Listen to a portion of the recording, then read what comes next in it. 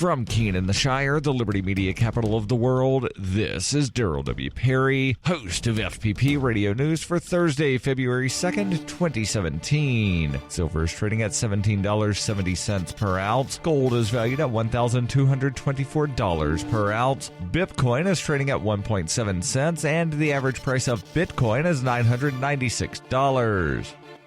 Antiwar.com reports roughly a millennium of on-again, off-again hostilities between Turkey and Greece seem to be ratcheting up again recently, as Greece has reported 138 violations of Greek airspace by Turkish warplanes flying over islands in the Aegean Sea. Turkey is said to be angry over Greece's refusal to extradite several Turkish military officers accused of being involved in last summer's coup attempt, and the Turkish deputy prime minister condemned Greece over plans to build islands in the Aegean into habitable territory, saying they will not be permitted to open new areas. Greek Defense Minister Panos Kamenos accused Turkey of cowboy antics with the bellicose flyover, saying they will not allow Turkish planes to fly over their islands without being intercepted. Turkey, of course, is the much larger country with the much bigger military, and that both are members of NATO likely reduces the chances of open warfare. Turkey has been furious with a lot of nations, including the United States, over extradition demands for people they accused of involvement in the coup. After the coup failed, Turkish officials carried out a massive purge targeting officials in both military and civilian positions around the country whom they suspected of being in league with the plotters. The intensity of the purge produced a lot of international criticism, and several nations have been leery of extradition requests without substantial evidence.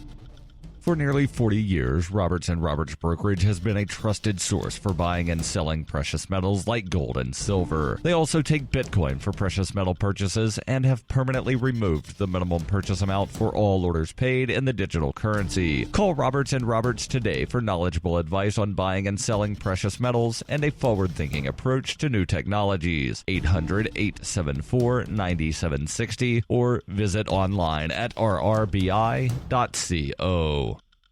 UPI reports U.S. insurer Aetna will not participate in the Affordable Care Act exchanges next year. The company's CEO, Mark Bertoloni, said during a conference call on Tuesday that Aetna will not be in the federal marketplace going forward. Bertoloni said, "We have no intention of being in the market for 2018. Currently, where we stand, we'd have to have markets worked up, prices worked up for April 2017 in order to apply, and there's no possible way that we'll be prepared to do that given the unclear nature of where the regulation's headed." Aetna has already withdrawn from the healthcare marketplaces in 11 states this year, a move that has stirred some controversy over the company's motivation. Aetna has previously said it lost $450 million by participating in the federal program in 2016.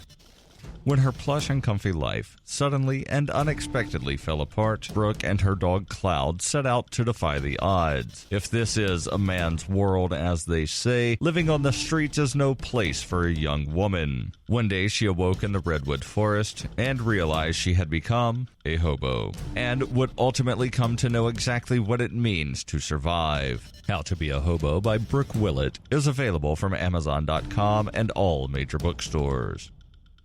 Reuters reports inmates at a Delaware prison were still holding 2 correctional staff members hostage late Wednesday night after releasing 2 others during an uprising at the facility. Delaware State Police spokesman Sergeant Richard Bartz told reporters one of the released hostages, an officer, was taken to a hospital with non-life-threatening injuries. All of the hostages at the James T. Vaughn Correctional Center in Smyrna, Delaware, were State Department of Corrections employees. Officials originally said a total of 5 staff members were taken hostage, but later lowered the number. Armored vehicles, SWAT teams, and emergency medical personnel converged on the prison. After the ordeal began, officials ordered lockdowns for 5 other Delaware prisons, which was standard protocol. Inmates were demanding improved conditions and wanted to speak with senior officials, according to the News Journal of Delaware, citing phone calls with people inside the prison that were relayed through relatives of prisoners. The first officer was released by inmates at the prison on Wednesday afternoon, and inmates released the second officer in the evening, according to state officials. A correction officer radioed for help on Wednesday morning from the C building, which houses more than 100 inmates. The News Journal reported receiving a call from a woman who said her fiancé was an inmate being asked to relay demands, and that the voice of an unidentified man was patched onto the line. Bartz said on Wednesday afternoon, working with the Department of Correction, the FBI, and the Delaware State Police will continue negotiations to obtain a peaceful and safe resolution.